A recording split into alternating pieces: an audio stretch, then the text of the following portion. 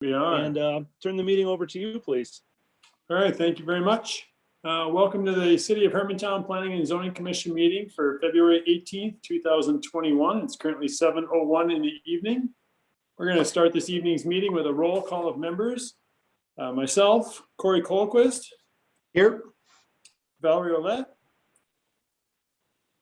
Here. Samuel Clark. Here. Shannon Sweeney Jorgensen. Here. Beth Wenzloff. Here. Buckley Simmons. Here. And Mr. John Geisler. Here. Thank you, everybody. Second on this evening's agenda is an approval of the agenda. Can I get a motion, please? Colquist with the motion. Can we get a second? Does that include the late addition to new business? Yes, it would. Okay, second. All in favor? Aye. Aye. Motion passes. Number 3 on this evening's agenda is the approval of the minutes from the January 21st, 2021 regular meeting. I'm assuming everybody's looked at that. If there's any changes that be made, this would be the time to do that. Otherwise, we'll look for a motion as they're printed.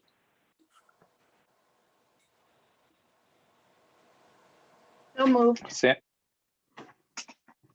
We have a first. Can we get a second, please? Sam Clark, second. Thank you for that. All in favor? Aye. Aye. Aye. Aye. Motion passes. Number 4 this evening is public discussion. Is there anybody on the line with us this evening that's here to speak about something that's not on this evening's agenda? Eric, we'll look for your guidance on this. I believe that everyone here this evening is for one of the specific items in front of us this evening. I appreciate that. Thank you. Moving on to number 5. These are public hearings this evening. 5A is an application by Align Properties LLC for a preliminary and final plan unit development for 3 townhome units of 6 total units on a 4-acre site located at the northeast intersection of Hermantown Road and Levake Road. The property is located in R3 zoning district. Eric, what do you have for us this evening? Great, thank you very much, Mr. Chair. What we have this evening, and I'm bringing up a location map right now.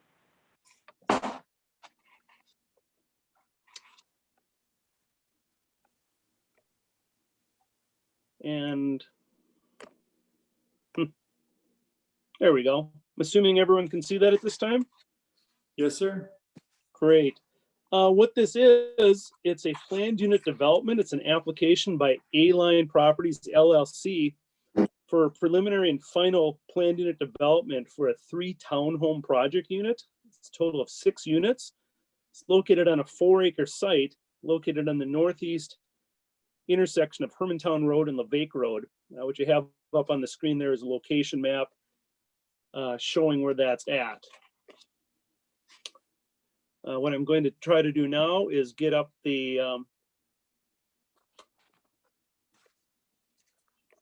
had the same problem from last week. I was trying to share the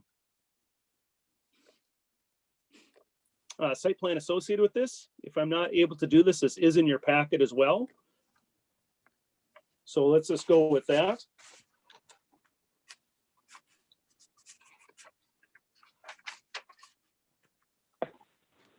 Sorry about that, but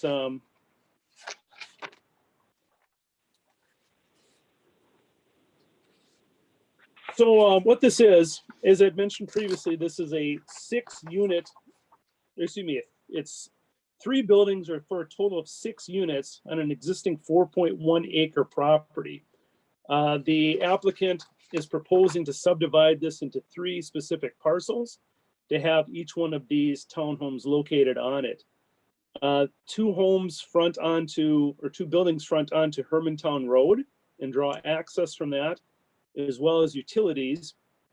And the 3rd building would take access off of Levake Road. That particular building would require the extension of both water and sanitary sewer that exists currently at that intersection within Hermantown Road.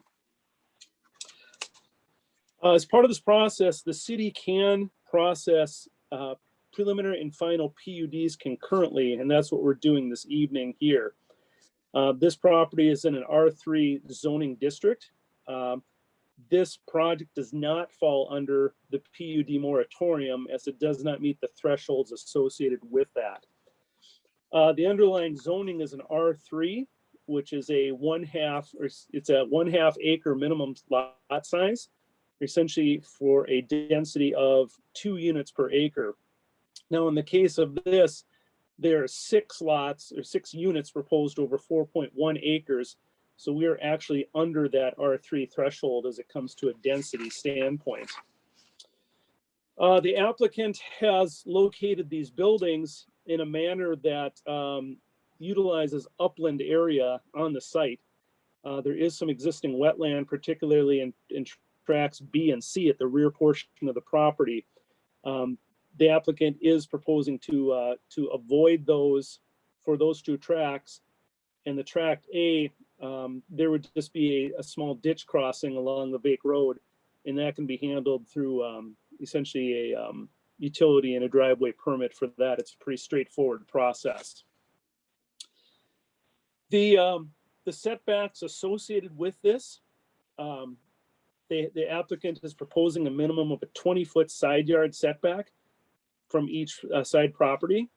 Units B and C are obviously a little bit, they're approximately 40 feet apart from each other.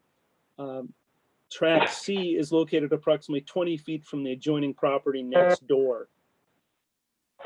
Each one of the homes is set back 50 feet from the associated roadways, which meets the underlying R3 zoning district. Likewise, the minimum rear yard setback greatly exceeds that in the R3 district, which is a 40 feet. Each one of these units is much greater than that for the rear yards that they have associated with it. As I had mentioned, this property can be subdivided by way of an administrative lot split. Right now, it currently exists as 1 lot. We have the ability to subdivide this further to create a separate lot for each one of these buildings. Should the applicant choose to want to be able to sell these properties, then at that point we could further subdivide that property into an individual lot for each individual unit. So at that point, there would be 6 parcels associated with that. If the applicant did choose to go that way, we'd be looking at a plat associated with that at that point. As I mentioned, utilities do exist in Hermantown Road, as well as at the intersection of Levake Road and Hermantown Road. This property already has existing stubs to it. I believe there's 2 stubs already in place that the current property owner has paid at least a connection or availability fee for one of these properties there. One of the other lots, we'll just say lot C at this time, would incur an additional availability of approximately $19,800. What the city would do is we would split that between the 2 units. So each unit would incur plus or minus $10,000 in availability fees for that. That unit, once again, on Levake Road, that would require the extension of the sewer and water progresses to the north to be able to serve that property. Those utilities would be constructed at the expense of the applicant, and they would be built to city standards and then eventually turned over to the city as well for our ownership.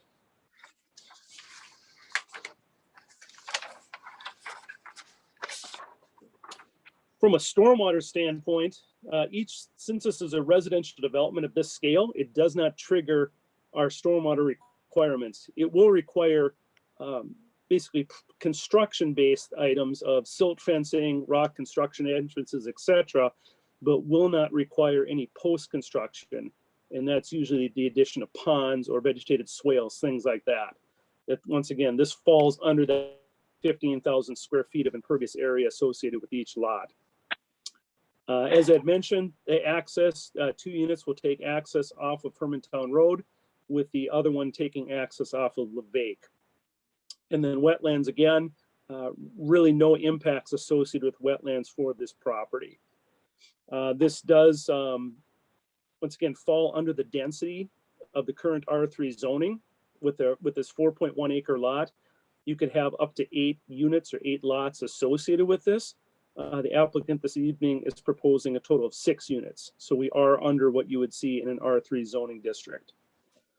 At that point, I would be happy to answer any questions that the planning and zoning may have this evening. Thank you. Thank you, Eric. Does anybody have any questions for Eric this evening on 5A? This is Val Willette. In reading the documentation that talked about these homes being affordable housing, do we have any idea what they marketed at?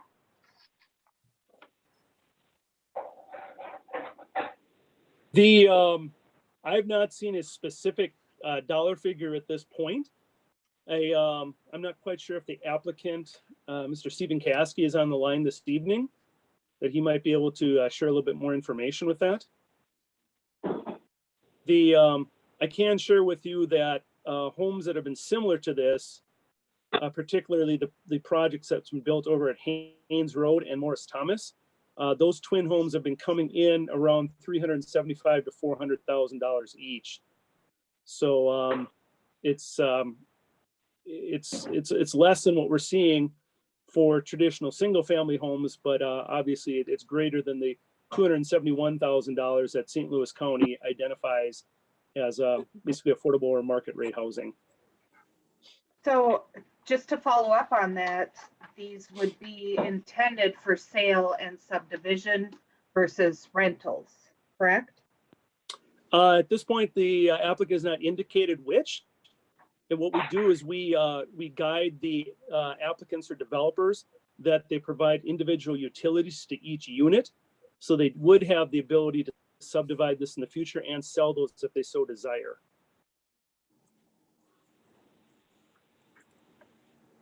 Eric, this is John. If they did that, that would require a property line down the party wall, right? That is correct, yes. Yep. And at that point, we would either look at a plat for it, or we may have the ability to still do that from an individual administrative lot split, if just a one lot, if it's one lot at a time. Okay, thank you.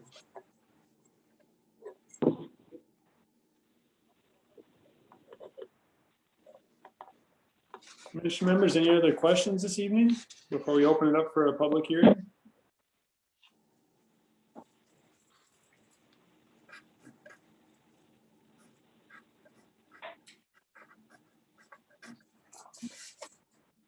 Not hearing any, we will open it up for a public hearing at 7:14 in the evening. Is there anybody out there that would like to speak on 5A this evening? Good evening, commissioners. My name's Neil Ronquist. I'm the property owner at 3810 Levake Road, which Thank you, sir. is right north of the planned development. I have a couple questions. Eric, you mentioned some setbacks, and I was trying to follow along. I didn't catch. What would be the setback from the south property line of our property for any of the structures?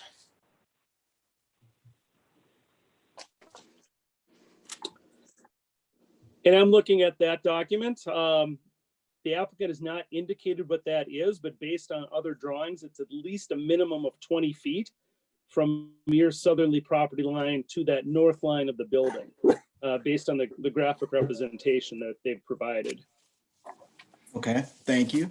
My second question is in regards to utilities, and I see that Dusty is on the line, and maybe he can answer this if you guys are unable to. When I purchased the property from the Molines, my understanding was that our utilities come in off of Hermantown Road that serve our residents at 3810, and just curious as to what, if any, disruptions there will possibly be to our utilities. Sure. With that, the applicant has drawn the property line between tracks A and B generally to mirror that easement that exists currently on this property. That easement and those utilities will remain in place. There is no connection of these buildings to those utilities, so there should not be any disruption to your water or sewer on this Okay. project or from this project. Thank you for that. Third question, just a curiosity. You mentioned that the drive for one of these is going to be on Levake Road. There is a stop sign, obviously, at Hermantown Road and Levake. Some concern on how close that's going to be to that intersection. And then also, again, how close it's going to be potentially to our drive. Yeah, from looking at this, that driveway is approximately 230 feet from the center line of Levake and Hermantown Road. St. Louis County actually will issue the permit for the driveway. That is a county road, so the developer will have to work with them. Generally, St. Louis County likes to see any sort of these driveways as far as possible away from intersections. So I envision it would be pretty similar to what is shown here in this drawing here, because we still want to maintain that minimum of a 20-foot setback off of your southerly property line, yet create this driveway as far as possible from that intersection.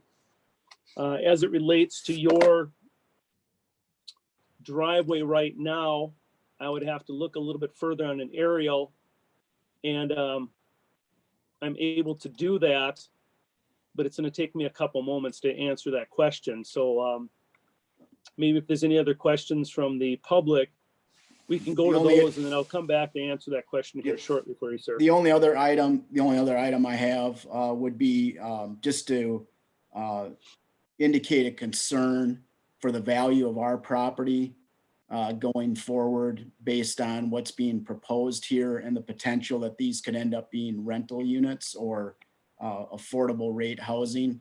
That isn't a real good fit with our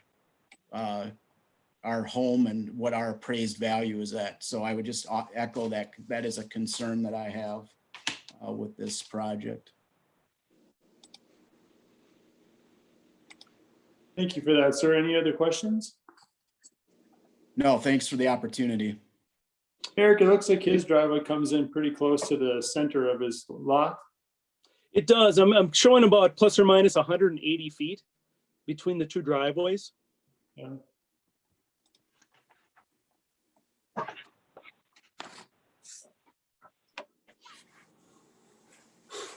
Okay. Anybody else want to speak on 5A this evening? Mr. Chair, this is John. If there's no other public, I have a question for Eric. The utilities that serve Mr. Ronquist's house, are they public or are private service lines? Those are private. And So who has that? I'm sorry? Who has the easement? The easement is actually for the, I'm going to back up a little bit, and I may ask Mr. Moline to add into this, but a number of years ago, this property, as well as Mr. Ronquist's, were all one parcel. Yep. And at that time, the utilities were being, for that property, Mr. Ronquist's home, were drawn from Hermantown Road. When that home was built and the property created, at that time, that's when the easement was put in place for these private utilities. Traditionally, that's not how we like to try to do things, to try to avoid those. But unfortunately, that is something which had happened in the past. So these are private utilities running to Mr. Ronquist's home by way of that easement. And does that give him the right to go on that private property and dig it up if need be? If he ever has to maintain those, they have the ability to get in there if they have to, yes. Okay. Okay. Would they run into any issues with all the wetlands it looks like they run through? There would be, if those lines ever had to be worked on, there would be some temporary wetland impacts. But traditionally, when you get into utilities, those are generally allowed quite easily because Okay. you're able to restore those after the fact. Got it. Thank you.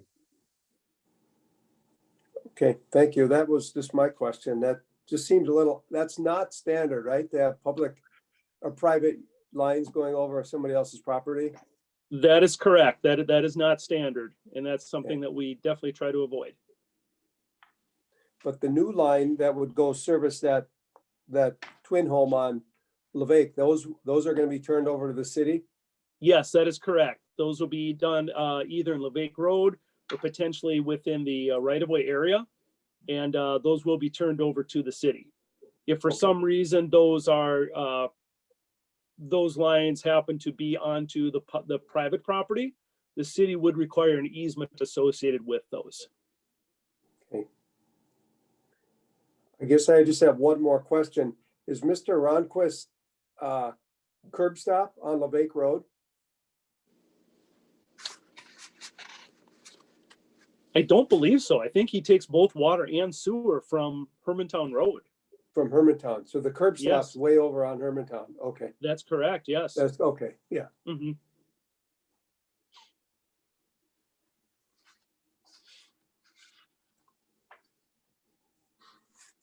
Any other questions or comments this evening?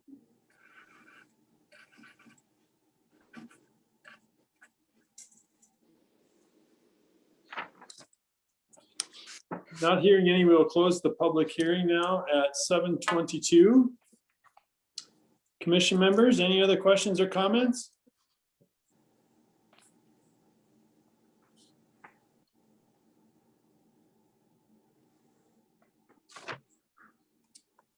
I don't believe I have any. We will look for a motion this evening on 5A.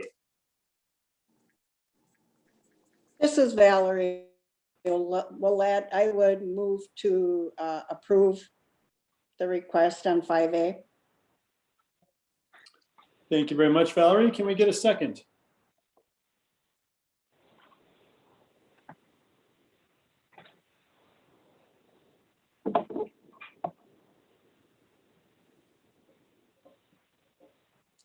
Not hearing any, I will second approval of 5A. All in favor this evening? Aye. Aye. Aye. Anybody against? Sam Clark, no.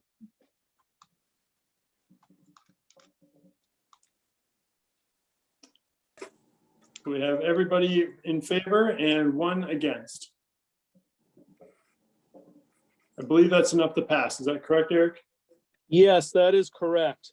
Was there a vote from Motion. all members? I didn't hear that. Everybody still on the line? Maybe Maybe everyone can say because- their name and state their answer one more time. We can go down the list. My name is Joe Peterson. I'm in favor. Mr. Colquist, In favor?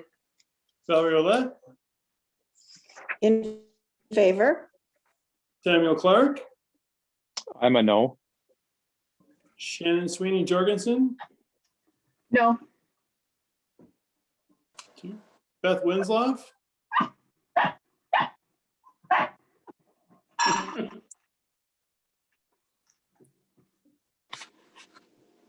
Not hearing Beth on the line. Buckley Simmons Simmons in favor? and Mr. Geisler, we might need you. Actually, I think, No, you've got It's- the whole contingent there. I think Yes. it's 4, right? Beth Wensloff, I believe, are you for or against it? I'm for it. It's okay. Thank you. Okay.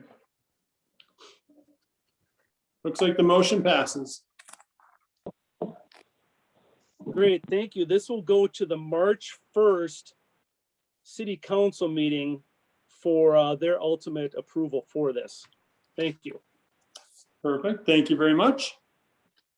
Moving on to 5B, we have an application this evening by Dustin and Holly Moline for a subdivision to create a 5.75 acre parcel accessed by way of a flag lot of 30-foot width at 3820 to be determined Levake Road, parcel number 395-0010-07812.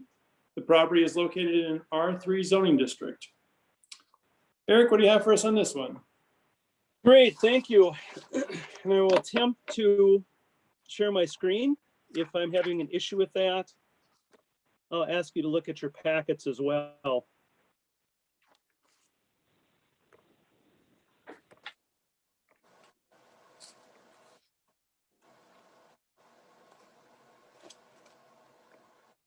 And I'm having issues still, so we're going to go on from this.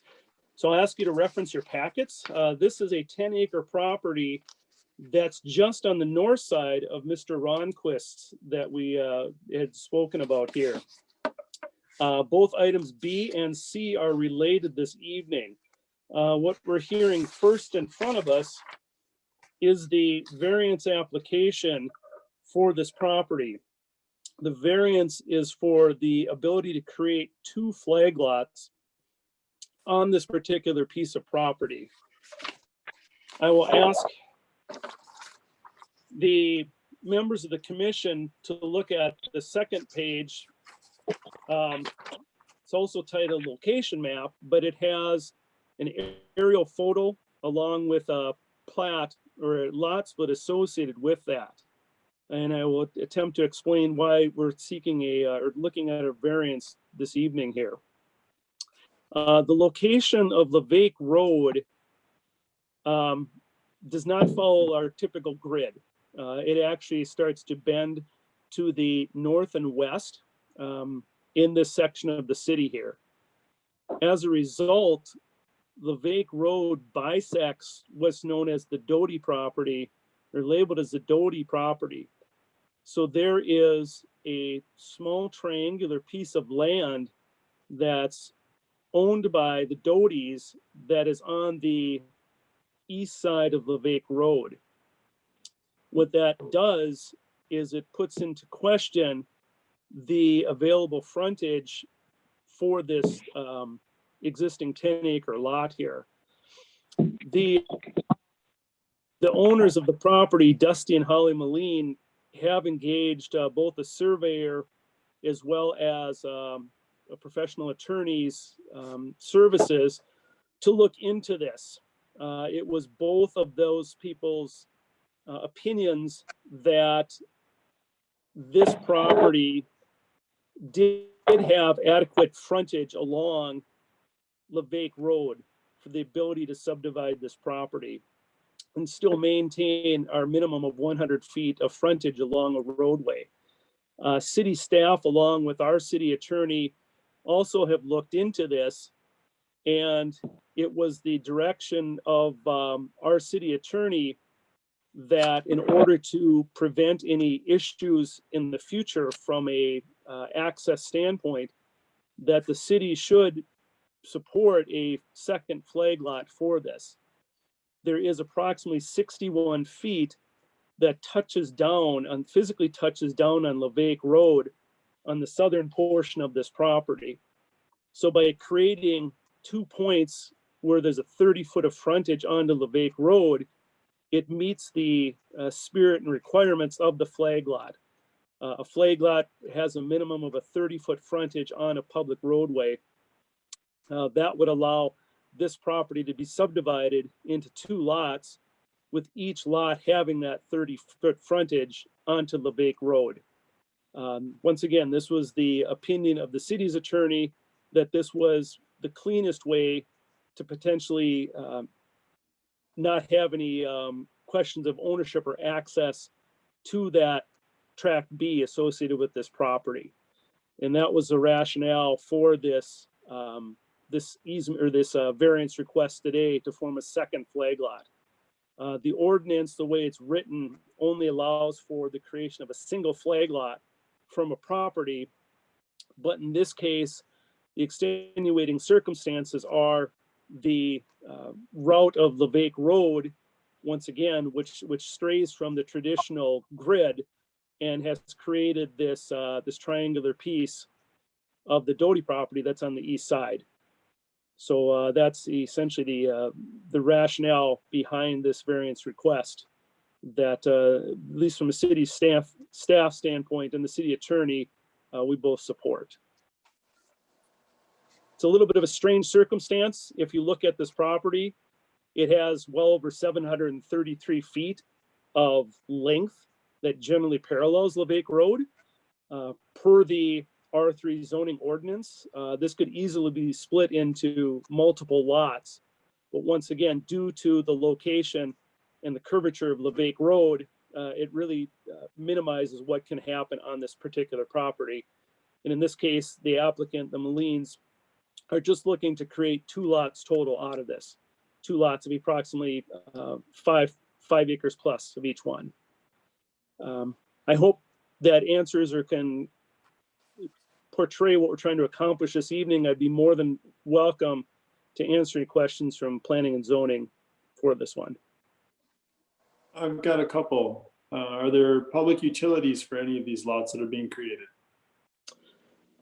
And that's if we did not consider what we just approved a few moments ago, the utilities are well over 400 feet away from the existing utilities in Levake Road.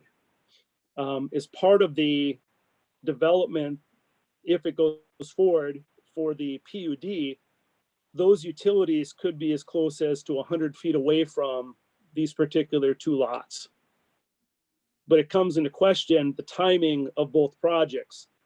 It's my understanding from speaking to Mr. Moline that Tract A is in the process of would be closed upon sometime here in early March, with the potential of them wanting to construct a home sometime this spring or summer, whereas they might not meet the timelines associated with that PUD to the south. So at this point, the Molines at least are looking at the site from a sanitary and from a septic and a well standpoint. Gotcha. So essentially, by making these 2 flag lots this evening, we're going to limit this 11 acre parcel to having 2 single-family homes on it. That is correct, yes. Rather than letting somebody could, in theory, come up Levake Road here in the next year or 2, and they could have bought this, and they could have punched in a cul-de-sac and had 10 lots. That is correct as well. I believe that the Molines have at least had an initial conversation with the owner of the Doty's property, trying to purchase that that triangle, but have not been successful. And maybe if the Molines wanted to add to that during the public comment, they could further expound on that. Perfect. Okay, I think those were my 2 questions. Commission members, any questions for Eric this evening before we have a public hearing? Eric, question, Commissioner Colquist here. Why is this considered 2 flag lots? I guess I'm kind of missing that. Is that because of how small that entry is? Because normally we would end up with 2 lots when we split. Yep, that's exactly right. If, like I said, you look at this, it seems like an odd, it's not what we traditionally have seen as a flag lot, where we traditionally have that pole and then the actual flag portion. How this is defined as a flag lot is each lot has a 30-foot touchdown point on the Levake Road. And that's defining it as a flag lot in that case. It does not have the full 100 feet of frontage along Levake Road. And once again, just for to prevent any issues in the future, this is at least the best way we thought to move forward with this and still allow this lot to split. Okay, no, that makes sense. And then the second question would be, are there any wetlands that would, make these entrances even smaller than they currently are? No, there are some wetlands on the site, but they're further over to the east.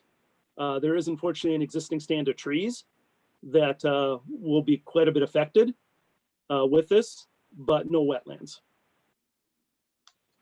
Thank you. Can you hear me? Can you hear me? Yes? Okay. My question is on the Tract B, and Tract A, we don't have the depth, and that's why the flagship's going to be, the width on the roadway, that's going to be allowed with the variance. But on Tract B, if they can at some point buy the Doty's parcel, that can be developed into mini parcels.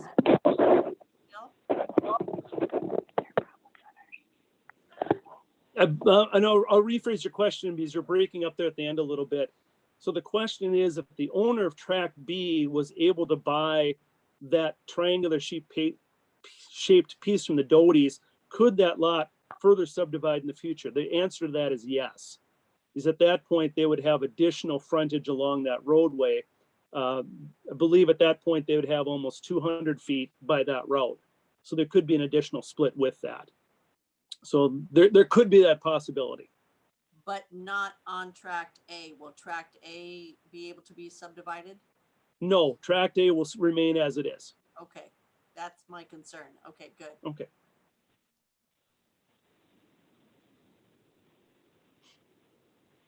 Commission members, any more questions this evening?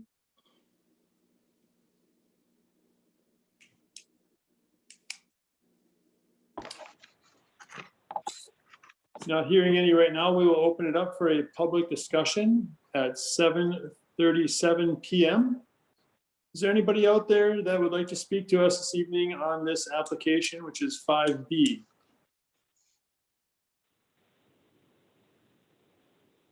This is Bob Canuet. I represent Mr. Moline and Mrs. Moline. And I just wanted a kind of a clarification from Eric, if possible. One of the recommendations or conditions, if the variance is granted, is that if the new flag lots are able to utilize city sanitary sewer and water services and pay all applicable fees, is the intent of that to get the property owner to agree that sanitary sewer and water can be extended up to that property, to his property, because that's not what he's contemplating at all. We have an interested party, very interested party that, as Eric said, wants to build a house there. And they're fully ready to construct that residence with well and septic and don't want to be blindsided with a large special assessment down the road if that's the case. So we just want to clarify that the condition is not that the Molines are agreeing to any sort of sewer extension, water extension, or special assessment of any sort. And that's what we had included that language. If once again, it's a timing issue, particularly for tract A, that my understanding is that tract A is going to be built on well before any work happens on this previous PUD. And so at that point, the timing would not work and it would be a well and septic site. What the city does in instances where new mains have to be constructed is in this whole area, and Mr. Geisler might be able to help out a little bit, but I believe it was a 420. I'm trying to remember the name of the assessment, the way it was. But anyway, the way it's set up is if the property has the ability to directly tie into this previous sanitary sewer work, there was an assessment of approximately $19,200. In the case of rolling back to that PUD, that building on Levake Road that takes frontage off Levake Road, is that work that's built by the developer is in lieu of that availability fee or assessment. So in the case of tract A, if timing worked out and tract A says, oh, I have sanitary and sewer 100 feet away, their cost would be extending that line. There wouldn't be an additional 19,000 plus. It's the cost of doing that construction work. So what we've been finding is at that point, it's almost a wash between the cost of extending a city services versus having a well and a septic. So we wanted to include language if they ever, there are other fees, there's CAF fees, there's hookup fees, et cetera, that those still apply if they hook into the city system. Okay, so that's the intention, as hookup fees and things like that. If the property owner decides they want to be on the system, they would be agreeing to pay those hookup type fees, correct? Yes, exactly. And once again, that extension of the 100 feet to get from that PUD would be at their cost as well. Understood. This is Valerie again. If you could just clarify for me or educate me, is it not true that the city of Hermantown prefers to have new construction hooked into the city utilities versus well and septic? The where we have the ability, that's what we try to do. Once again, in this case, it's my understanding that I believe there's some rock issues as well along the Vake Road as you head north. I think that's why there were some issues why this sanitary had never been extended in the past, is there were some issues that associated with that. At the end of the day, if a property does go to well and septic, it's 100% of the owner's upkeep at that point, as opposed to any city costs with it. Gotcha. Eric, this is John. Isn't there a distance, if you're so far away from the municipal utilities, you do not have to connect and you can opt out and build your own well and septic, correct? Yes, that is correct. I believe that distance is 600. And Is it's it? my Okay. understanding where these people are going to locate that home. Once again, if discounting this PUD, that they'd be greater than that 600 feet. Correct. Also, that sewer project was 442, I think, was the number Is that on what that it? one. Thank you very much. Yep. I knew it started with a 4. Yeah. Chair, this is Mr. Ronquist again. Eric, is it possible, could you hold up the map of this, since we didn't get a map in our packet that we received? Maybe up to the camera. Okay, so tract A that's being referred to is the southern one? Okay, Yep, that's correct. okay, With B being here, okay, and your property is right here. got it. Okay, thank you. I just wanted to have orientation. Sure.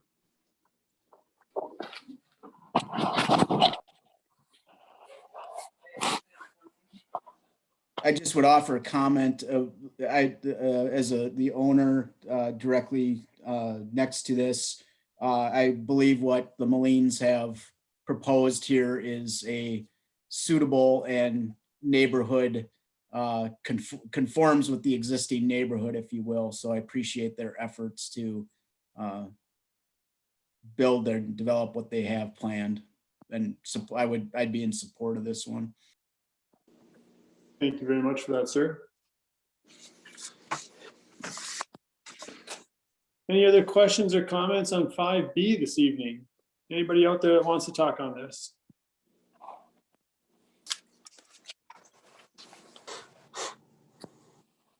Eric, anybody else in the waiting room or anything like that?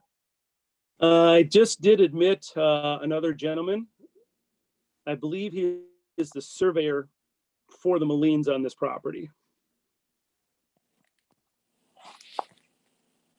So do you have any input this evening on this application 5B? No, I missed on. If you have questions on any of that, on why the layout, we've done a bunch of different ones. You know, that was just here to answer questions for you guys if you had anything. I personally did not. I kind of like the way it was laid out. That way the driveway doesn't have to parallel the southern property so far like a normal flag lot. Yeah. Any other comments from any other commission members for this gentleman?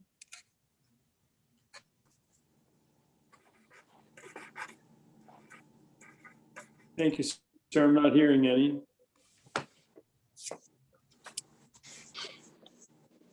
Not hearing any other questions or comments, so I'll close the public hearing at 7:45 PM for 5B. Commission members, it's your last chance for any questions for Eric or the surveyor or the neighbor.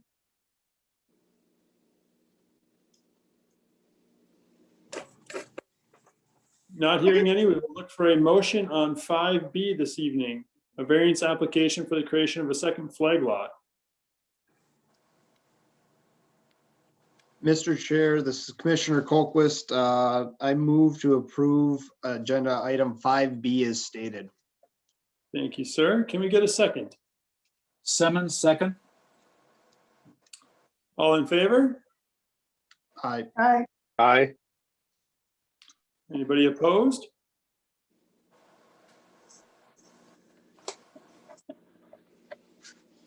Not hearing anybody opposed, motion passes. Moving on to 5C this evening. The 5C is a subdivision application to create a flag lot in an R3 zoning district. This has been parallel with the 5B this evening. Eric, do you have anything new for us on this one?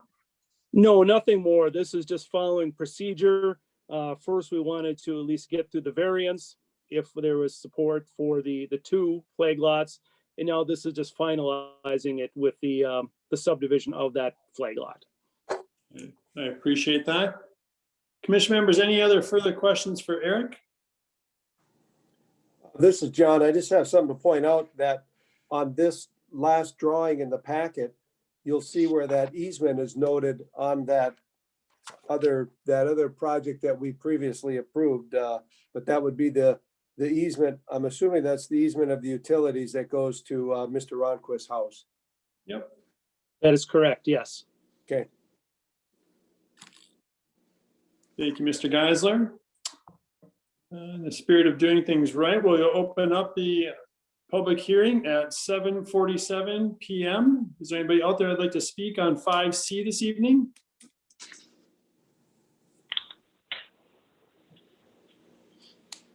Not hearing any, we will close the public hearing at 7:47 p.m. as well. Commission members, final chance to ask any questions.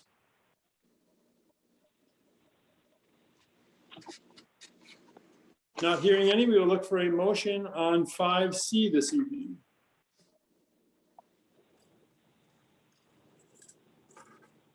Mr. Chair, Commissioner Colquist, I move to approve agenda item 5C as stated. Thank you, Mr. Colquist. Can we get a second? Simmons, second. Thank you very much. All in favor of 5C this evening? Aye. Aye. Aye. Aye. Anybody opposed to 5C this evening? Not hearing any, 5C passes. Thank you very much for that. Moving on to number 6, continuing business. I don't believe we have any this evening. That's correct. Number 7, we do have some new business, though. I did print off the document you sent us, Eric. Great, thank you very much. Before I get into that, I'm just going to give a quick update on the city's PUD moratorium and the survey that I believe all of you have received here as well. We've extended the time to submit these surveys till the end of this week.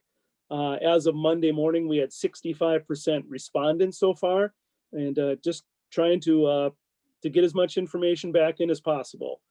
So we'll be closing that on Sunday. I'm going to be meeting with ARDC, who is a consultant on this, next week to discuss this further. They're looking at 10 different communities that have similarities to Hermantown, and to see how these other cities address the idea of PUDs or multifamily housing within traditional R3 neighborhoods. I'm anticipating giving a much further update on this at the March agenda, possibly even a presentation by the ARDC at that point. So just wanted to keep everyone appraised of that. Thank you very much. Yep, you're welcome. The second item here that I forwarded to you, and thank you all. I apologize the late sending here, but this is something that staff really just finalized late this morning here. But myself, along with the city attorney and other staff members, have been looking at a policy within our city of Hermantown, essentially work that the handbook that the staff utilizes. And in this case, it's a procedure for approvals and denials. And we will be sharing this with city council here as well. it's a good document that helps out for some of our new members that we have here in planning and zoning, as well as the ones that have been here for a while. What we have here is it outlines we have 14 different items associated with this, and it lays out procedural processes for different type of applications. You as planning and zoning commission members, it's essentially your task or your role to hear and review applications as they come through and review the reports that staff prepares. And then at this meeting, the P&Z meetings, you either make approvals or denials, you take some sort of action, or you offer recommendations which go on to the city council. Now, in the case for the planning and zoning, your role is to either approve or deny variances, CIDPs, which is a commercial industrial development permit, and flag lot splits. Now, in the case of variances, like this evening, there was an application that had another item tied to it. So you as planning and zoning, per our ordinance, have the ability to act as the Board of Appeals in this case. Now, if that variance had come forward standalone, that would have gone to the Board of Appeals instead. But once again, since it was also tied to that flag lot application, the planning and zoning then becomes the Board of Appeals at that point. As far as the planning and zoning, you will make recommendations as far as special use permits, plats, planned unit developments, wetland replacement plans, and rezoning applications. You would either make a recommendation to approve it to the city council, or you'd recommend that the city council denies it. But the city council, at the end of the day, is the acting board or the mechanism to make the final determination on these sort of applications. So this is, once again, we're going to be sharing this also with city council as well as Board of Appeal members as well, so that all the boards and commissions as well as city council are aware of the process and the hierarchy associated with each one of these. What this further outlines then is if there are cases of denial, even from a city council standpoint or the staff standpoint, this is what mechanisms exist for an applicant to be able to appeal that process. If there was a denial of one of those items that the P&Z once again approves or denies, or if staff denies an application administratively, an applicant has the ability to appeal that decision to the Board of Appeals. And ultimately, that can be appealed to the city council as well. Furthermore, a Board of Appeals decision. And there's a number of different items in here that lays out the processes associated with it. If a applicant wishes to make an appeal, it speaks about how they go about that process, the filing of a formal application with the city clerk, how this has to be noticed, and the timeframes associated with these different appeals as well. So really, I wanted to get the information in front of this group here so they understand, once again, as a planning and zoning, their approvals and denials ability as well as their recommendation ability. I'd like to call out item number, and I'm sorry, I'm looking for it here again here. Item number 6 says if a body denies a request, it must provide the applicant in writing a statement of the reasons for the denial. It says if the written statement is not adopted at the same time as a denial, it must be adopted at the next meeting. So in the case of city council making the denial of an application, either there'd have to be the written response at that time, or at the next meeting, that written response has to happen. And it's read into the record at that point. So what this document is taken from Minnesota statutes, as well as our own zoning ordinance, as well as information from the League of Minnesota Cities. on how to go about review processes and to review and either approve or deny applications as such. I'd be happy to answer any questions or even talk about this further at our next meeting if any of the board members wanted to look at this a little bit further. 2 6s here. You have 2 6s. I do, look at that. We'll take the second one being number 7 there. Within 10 days, that should be number 7 and redo my language from there. Thank you for that. That sounds like it'll be a really helpful tool for some of us newer folks here. Appreciate you doing that. Yeah, we hope that between documents like this, as well as the PUD work that we're conducting right now, that it helps answer any questions, both from planning and zoning, as well as city council as well, to help establish a little bit more set of guidelines, et cetera, and some rationale just to help all these different boards and committees make their decisions.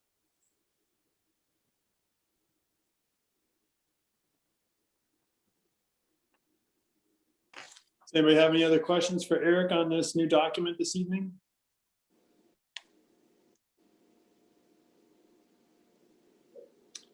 Not hearing any, we'll move on from number 7 this evening. We'll move on to number 8, which is communications. I'm not seeing I any think communications.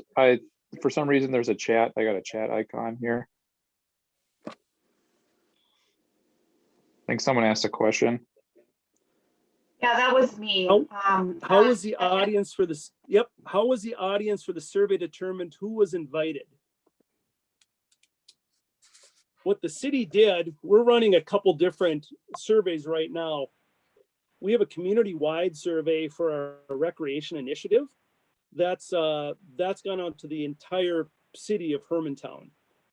In the case of this PUD survey, this went out, what the city did is looked at people who've attended past meetings, particularly PUD meetings in the case of the pillars of the arbors, people that have been more vocal residents within our community. City reached out to those people and asked for some recommendations that they could suggest other residents that this survey could be sent out to. This survey was sent to city council members, planning and zoning members, a handful of local real estate professionals, developers, as well as residents as well. I think approximately 35% of the people of this were residents, and outside of those other things that I had indicated that way. But we were looking for a good cross section of people, particularly since this moratorium particularly pertained to the R3 zoning district. It was very site specific that way, as opposed to a community wide. So that's why we were looking at a tighter parameter of survey participants associated with this.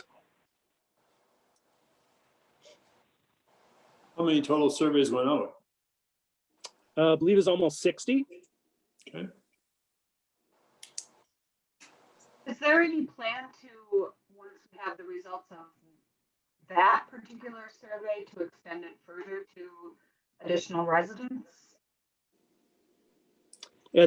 At this point, there's not. What I've seen is we've had a very good cross-section of respondents to this.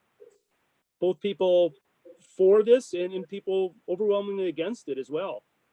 But what we will do is we'll utilize all these answers, not only from graph standpoint, but the written comments, and we will share those with the planning and zoning at this next meeting as well.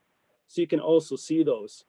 As I said, that this did go out to some almost community resident leaders that had organized some quite a bit of community involvement in the past couple of years, and city utilized those 2 or 3 people as points for them to identify further people that we should send this out to. So once again, we made a good effort to one, include people that, good stakeholders associated with this, and not just send this out to city staff or developers. Can you clarify for me the percentage, the rate that of return that you've got on it? You cut out on my audio. It was something that ended in 5. Oh, I'm sorry, we've had about 65% back so far. 65. Oh, thank you. And the survey, if you didn't know already, you have the ability to remain anonymous. So just to be able to get their thoughts without, having to identify themselves. Yeah, Sam Clark here.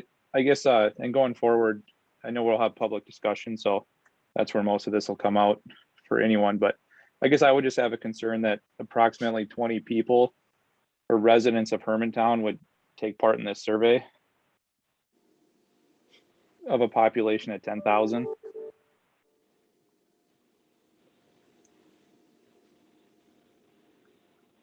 And there will be at least 2 public meetings associated with this as well, Sam, both at a planning and zoning as well as a city council standpoint. So there are And it's other my understanding opportunities. too that the consultant will take the survey results and use those as their recommendation standard, correct? That's part of it. They're also looking at, like I said, 10 similar communities.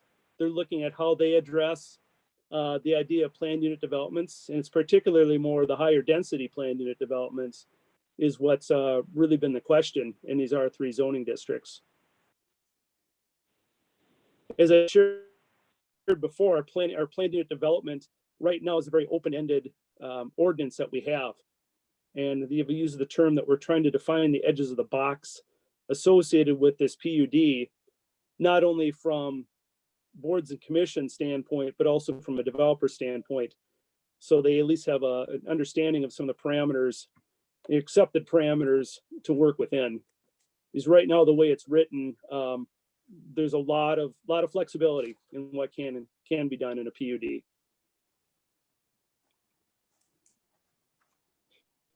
Since we are new, are there some documents that we can catch up on the PUD things so far? I'll take that as there's I'd probably say there's probably 3 or 4 applications that are probably really be best to review. Okay. To kind of get a history associated with it. And what I can do is I'll find the staff reports associated with those, as well as look at city council minutes and send those out to the whole P&Z, once again, to help as a refresher to some of you, but for the new people to at least understand some of the, the rationale behind this. You've also sent out, Eric, a helpful document in the past, just overviewing the PUD process. Yeah, that's a great. Thank you, Sam. I will send that out as well. Thank you.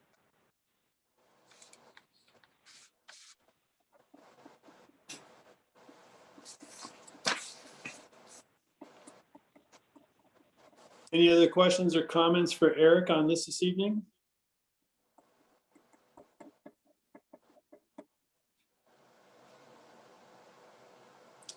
Not hearing any, we'll move on. We were at number 8, communications. I'm not seeing any this evening. That is correct. Number 9, commission member reports. Myself, I have nothing. Mr. Colquist, No report. Valerie Roulette, No report. Samuel Clark, No report. Shannon Sweeney Jorgensen, No report. Beth Wensloff. Sorry, Beth, I can't hear you. No report. Thank you very much. Buckley Simmons No report. and Counselor Geisler.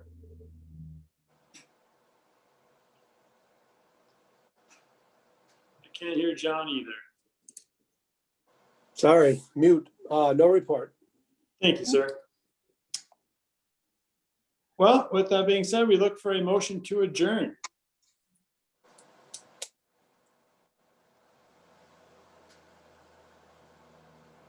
Come on, guys, somebody. It's I'll 8:30. make the motion to adjourn. Can we get a second? Colquist with a second. Thank you very much. All in favor? Aye. Aye. Hi. Aye. We're going to close the meeting at 8:06 PM. Thank you very much, everybody. Have a great evening. Thanks, everyone. See you next month. Thanks, y'all. I appreciate Bye. your input. Thank you. Thank you. Good night.